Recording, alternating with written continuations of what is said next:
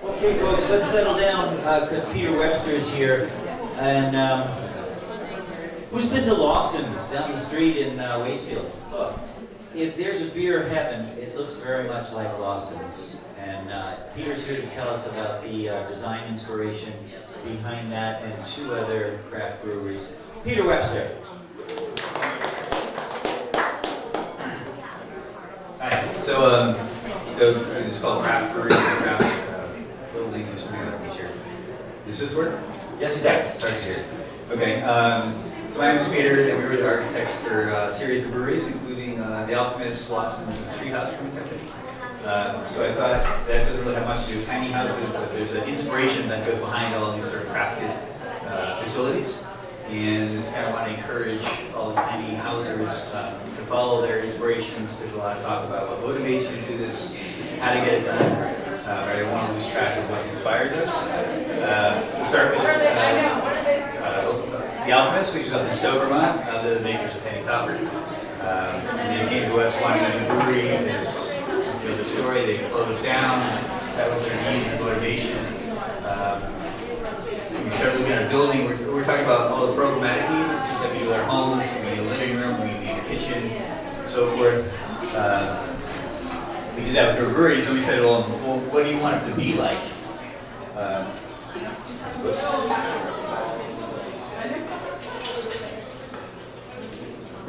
That's the owners, John and Jen. We said, what do you want it to be like? Like, what do you want it to be like? You want it to be a brewery. We're like, okay, well, it's a brewery in a retail center. If you told me it was a pub, I kind of know what it's like. So he said, well, what do you want it to be like? I said, okay, we'll figure that out. And they came back and they said, you know, we're in Vermont. We're in agricultural land.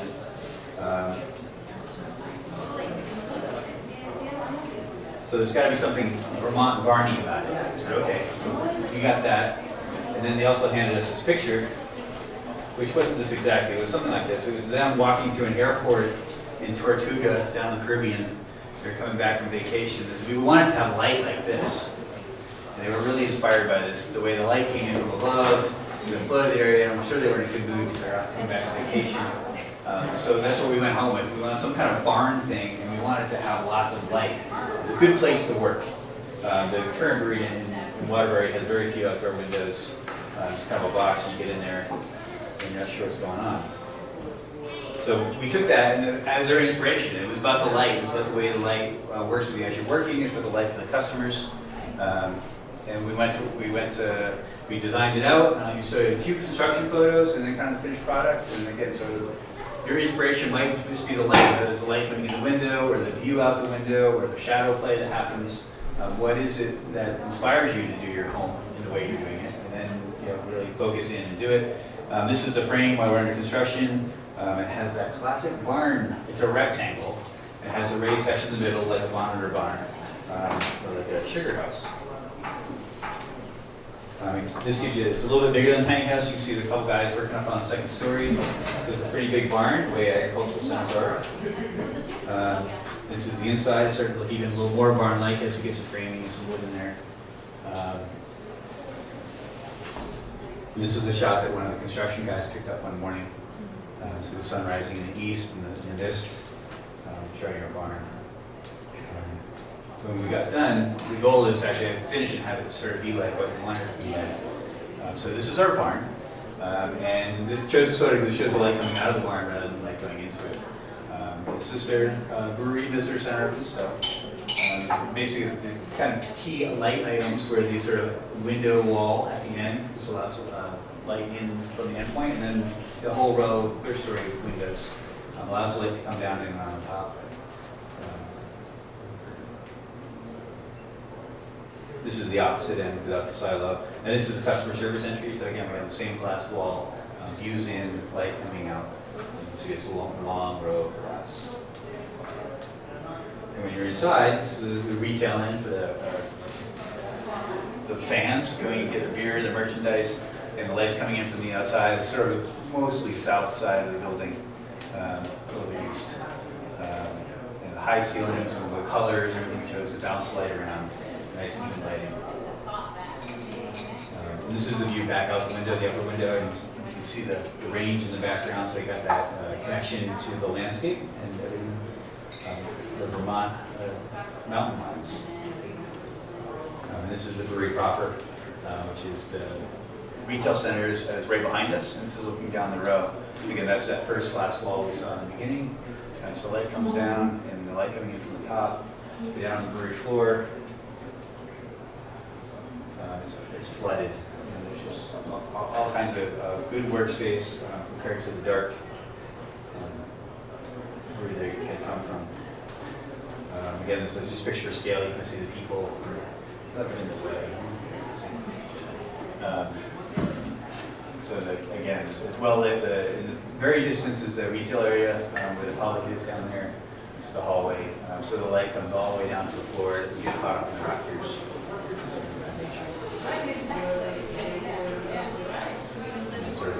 This is sort of in the afternoon. The shadows are coming in with sunspots. But again, their inspiration was the light, and so they got the light. Again, it's an afternoon shot. The Treehouse Brewing Company. Again, they were motivated by the business need to grow. Very popular brewery. And where the Alchemist was concerned about light and their worker space, the Treehouse, they were worried about, or they weren't worried about, they wanted to maintain the sense of heritage, the place in which they came from, which was a small brewery. They're growing to become a very large size. And there's always questions when you go from small to large when you're in the craft industry. Is it still handmade as you move into a big modern brewery? So Treehouse started out in Damien's barn. This is the barn in his backyard. There was a home building. They moved their homebrew kits out there, and they started making beer, and they started selling beer. And it's a classic story how they became popular, sort of not unlike Sean Lawson. And then they kind of outgrew that barn, and they built this shed barn up on Damien's parents' farm. So they kind of moved to the farm in Munson, and this was a roadside stand.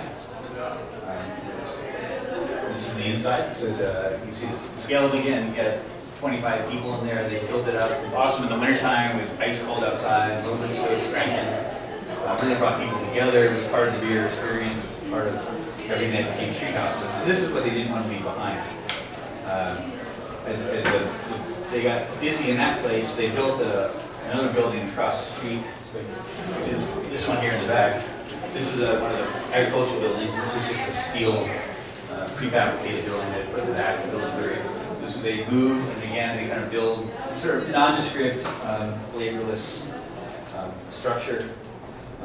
This is the inside of that brewery. You see they have the tanks lined up down the middle, and down the far end is a little spot where you went in to fill your growler and get some beer.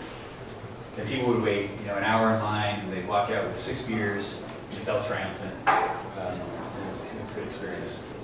So this is that bar. They work with natural wood that they got from a local mill. And they were outgrowing this facility and decided to go big. So this is their current facility in Charlton, Massachusetts. That's a 45,000 square foot building.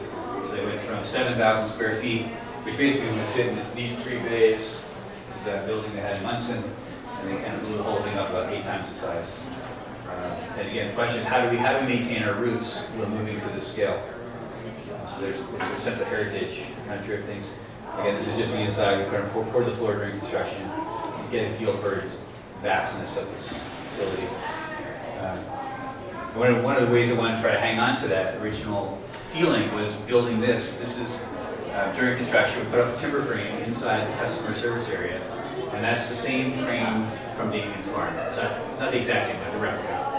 So they did this to try to bring their roots to the new building. It just oriented. So the building is tucked into a hillside. You can see the big tanks going in the back. So the customer service is on a balcony, and you walk in off the hillside into the mezzanine, and then you can look down on the brewery itself, so you can see that sense that you're in a treehouse. So this is them all grown up. They have big signs, little Wally World. You kind of make your way in, you cross the wetlands, and you travel up the hill to go to their big gleaming brewery in the sky. Lots of steel and glass. But you park your car and you come back above it, and you kind of walk back down. We're going to have this is a vestige of the wooden shed. The entryway is pretty obvious as you get up there. This is where you're supposed to go. The wood is the warmth. And here's that frame inside with everything all cleaned up. You see the tanks of brew behind. The windows that you see coming up, you now see as you walk through. So again, it's a little sense of the light here as well. You can walk to the edge, you can look down on the brewery. It's sort of emulating that sort of feeling of being in a treehouse, looking down on the ground. You can look down the facility. You can walk down the aisleway for the canning line. I threw this picture back in here. So this is the bar in Munson where they were small and personal, and now they moved to the giant facility. It looks something like this.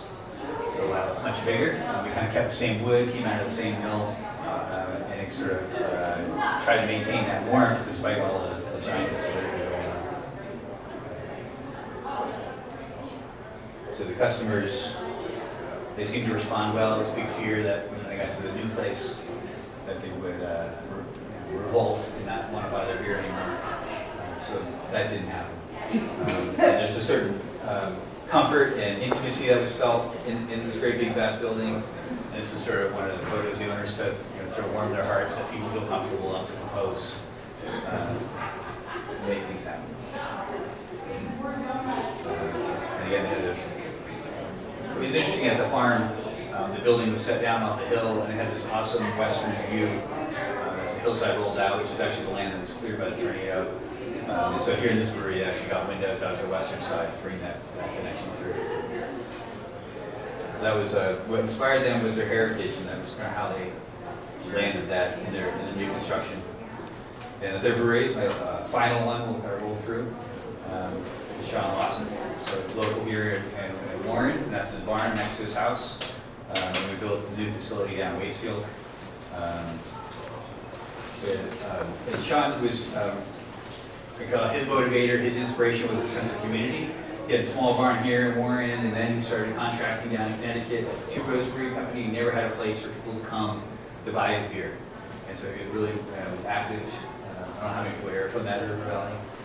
He's very active in the valley, what's going on. He does a lot of work down at Treehouse. And he wanted a way to manifest that. This is during construction. He bought a piece of property down in the edge of town next to the movie house. It used to be the rental center. And the back building is a brewery. That was an existing building. We retrofitted that to become the brew house. And then the front building is the tap room and offices in the back and so forth. So that became the focal point of the project. And it's really about how to draw people together. The timber frame was done by Matt River. And so he used a lot of local craftsmen, a lot of local artists, and construction folks to bring it all together.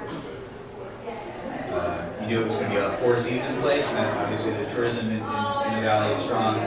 Sean was also very concerned. He was really happy that he knew his business would also bring in folks in the shoulder seasons. When the winter and the summer folks went away, the beer industry was still pumping. So the Vermont has that great tourism associated with the beer. As we move inside, again, I think the ski lodge, the mountain lodges were the inspiration for the style. So his inspiration of his community, and his had a strong association with the ski lodges. He's very active with that land. And so that became the motivator, and to express this structure. Beautiful timber frame. Came in the fireplaces as you walk in. You get different seating areas, small areas for more intimate seating, large tables for large families and groups, very family driven. They have little games on the side there. There's actually a pinball machine in the corner here, just out of view. By the windows, they had a combination of seats, but also the big tables in the foreground, so that large groups would come, or you can come to two folks and just meet the people next to you. It's very egalitarian.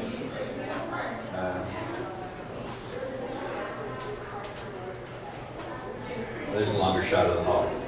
So it also reminds me of like a medieval drinking hall, so to speak. But those are community places that are bringing everyone together.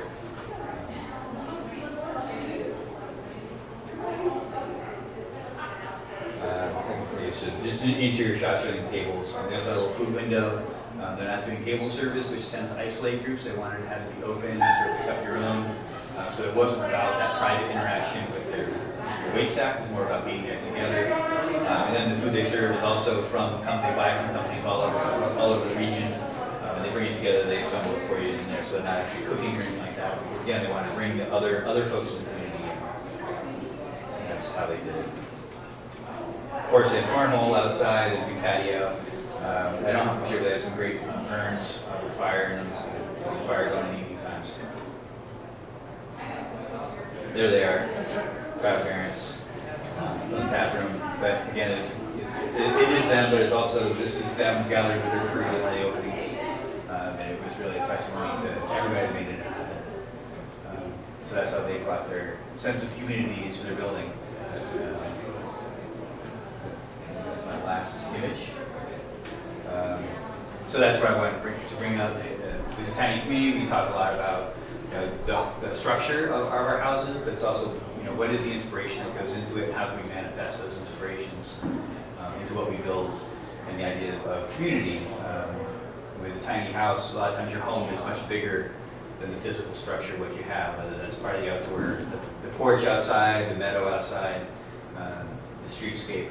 And also these sort of community rooms. You have 3 or 4 people come over and your tiny house gets full real quick. So it's great to have like-minded folks to extend your sense of home. I think it's hopefully, whether it's a brewery or some other place, that's how it all works. So I'll let it sit there. I would point out the fact that he pays a living wage, and when you go there, if you want to tip, it goes to some charitable organization. They change it, I guess, every month or thereabouts, and so he's continually giving back to the community. Yeah, it's amazing. It's amazing how much money they collect. That's their attitude, and that's what they want to do. They went there, it was like $30,000 they collected for the ambulance. Yeah, they're just putting their money where their mouth is. It's very, very good. Any other questions for Peter? All right. We can continue this conversation at Lawson's. They're open till late. A few short miles from here. This is the end of the last of our story stages. And thank you very much, Peter, for coming and sharing that. I really appreciate it. Yeah. Thank you.